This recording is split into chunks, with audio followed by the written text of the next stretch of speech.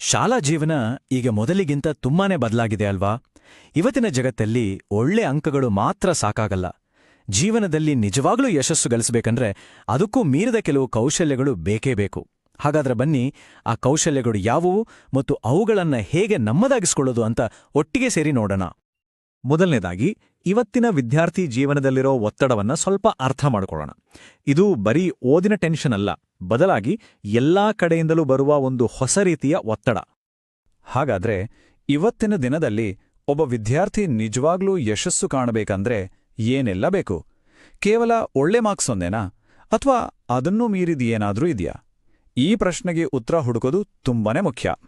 ಯಾವಾಗ್ಲೂ ಟಾಪರ್ ಆಗ್ಬೇಕು, ಅತಿ ಹೆಚ್ಚು ಮಾರ್ಕ್ಸ್ ತೆಗಿಬೇಕು ಅನ್ನೋ ನಿರೀಕ್ಷೆ, ಈ ಶೈಕ್ಷಣಿಕ ಒತ್ತಡ ಇದೆಯಲ್ಲ, ಅದು ನಮ್ಮ ಖುಷಿಯನ್ನೇ ಕಸಿದುಕೊಂಡು ನಮ್ಮ ಮೇಲೆ ಎಷ್ಟು ಪರಿಣಾಮ ಬೀರುತ್ತೆ ಅನ್ನೋದು ನಮ್ಮಲ್ಲಿ ಎಷ್ಟೋ ಜನಕ್ಕೆ ಅನುಭವಕ್ಕೆ ಬಂದಿರುತ್ತೆ ಅಲ್ವಾ? ಒಂದ್ ಕಡೆ ಓದೋಕೆ ಅಂತ ಕೂತ್ರೆ ಇನ್ನೊಂದ್ ಕಡೆ ಫೋನಿಂದ ಬರೋ ನೋಟಿಫಿಕೇಷನ್ಸ್ಗಳು, ಸೋಷಿಯಲ್ ಮೀಡಿಯಾ, ಅಬ್ಬಾ, ಇವುಗಳ ಮಧ್ಯ ಒಂದೇ ಕಡೆ ಗಮನ ಇಡೋದಂದ್ರೆ ತುಂಬಾನೇ ದೊಡ್ಡ ಚಾಲೆಂಜ್. ನಮ್ಮ ಗಮನ ಎಲ್ಲೆಲ್ಲೋ ಹರಿದೋಗುತ್ತೆ. ನಮ್ಮ ಫ್ರೆಂಡ್ಸ್ ಏನ್ ಮಾಡ್ತಿದ್ದಾರೆ, ಅವರು ನಮ್ಗಿಂತ ಮುಂದೆ ಹೋಗ್ಬಿಟ್ರಾ ಅಂತ ಆನ್ಲೈನಲ್ಲಿ ಸದಾ ನಮ್ಮನ್ನು ನಾವು ಹೋಲಿಕೆ ಮಾಡ್ಕೊಳ್ಳೋದು, ಇದು ನಿಧಾನವಾಗಿ ನಮ್ಮ ಆತ್ಮವಿಶ್ವಾಸವನ್ನೇ ಕಡಿಮೆ ಮಾಡಿ ನಮ್ಮ ಮೇಲೆ ನಮಗೆ ಅನುಮಾನ ಬರೋ ಹಾಗೆ ಮಾಡತ್ತೆ. ಮುಂದೆ ಯಾವ ಕೋರ್ಸ್ ತಗೋಬೇಕು, ಯಾವ ದಾರಿಯಲ್ಲಿ ಹೋಗ್ಬೇಕು, ಈ ಗೊಂದಲ ಇದೆಯಲ್ಲ, ಇದು ನಮ್ಮನ್ನ ಪದೇ ಪದೇ ಕಾಡುತ್ತೆ.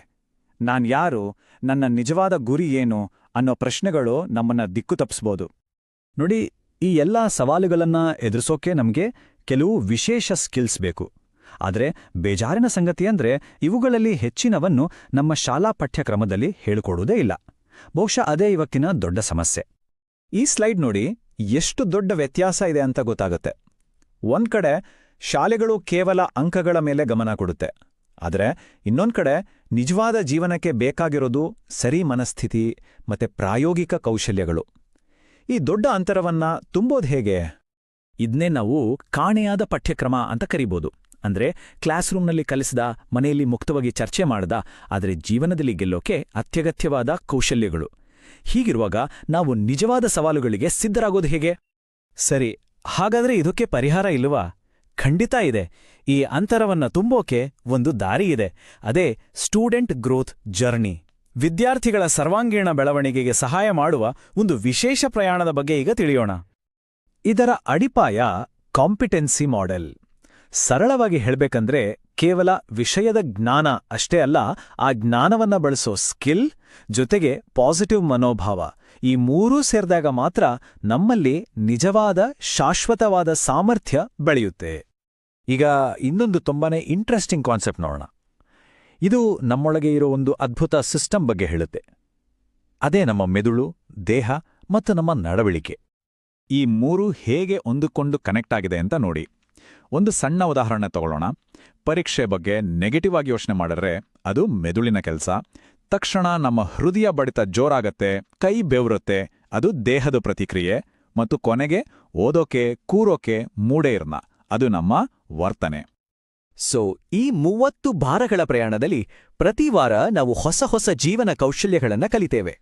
ಅಷ್ಟೇ ಅಲ್ಲ, ಅದನ್ನ ತಕ್ಷಣದ ಚಟುವಟಿಕೆಗಳ ಮೂಲಕ ಪ್ರಾಕ್ಟೀಸ್ ಕೂಡ ಮಾಡ್ತೇವೆ. ಇದು ಕೇವಲ ಕಲಿಯುವುದಲ್ಲ, ಮಾಡಿ ನೋಡುವುದು ಮತ್ತು ನಮ್ಮ ಜೀವನದ ಭಾಗವಾಗಿಸಿಕೊಳ್ಳುವುದು. ಹಾಗಾದ್ರೆ ಈ ಜರ್ನಿಯ ಕೊನೆಗೇನಾಗುತ್ತೆ? ವಿದ್ಯಾರ್ಥಿಗಳಲ್ಲಿ ಯಾವೆಲ್ಲ ಬದಲಾವಣೆಗಳಾಗುತ್ತೆ? ಆ ಅದ್ಭುತ ಪರಿವರ್ತನೆಯನ್ನ ಈಗ ನೋಡೋಣ. ಅಂದ್ರೆ ಬೇರೆಯವ್ರ ಜೊತೆ ಕಂಪೇರ್ ಮಾಡಿಕೊಂಡು ಕಾನ್ಫಿಡೆನ್ಸ್ ತರೋದಲ್ಲ, ಬದಲಿಗೆ ನಮ್ಮೊಳಗಿನ ಶಕ್ತಿಯನ್ನ ಗುರುತಿಸಿಕೊಂಡು ಬರುವಂತಹ ನಿಜವಾದ ಆತ್ಮವಿಶ್ವಾಸ. ಇದು ಹೊರಗಿನಿಂದ ಬರೋದಲ್ಲ, ಒಳಗಿನಿಂದ ಬೆಳೆಯೋದು. ಪರೀಕ್ಷೆ ಅಂದ್ರೆ ಟೆನ್ಷನ್, ಪ್ರೆಷರ್ ಇದ್ದೇ ಇರತ್ತೆ.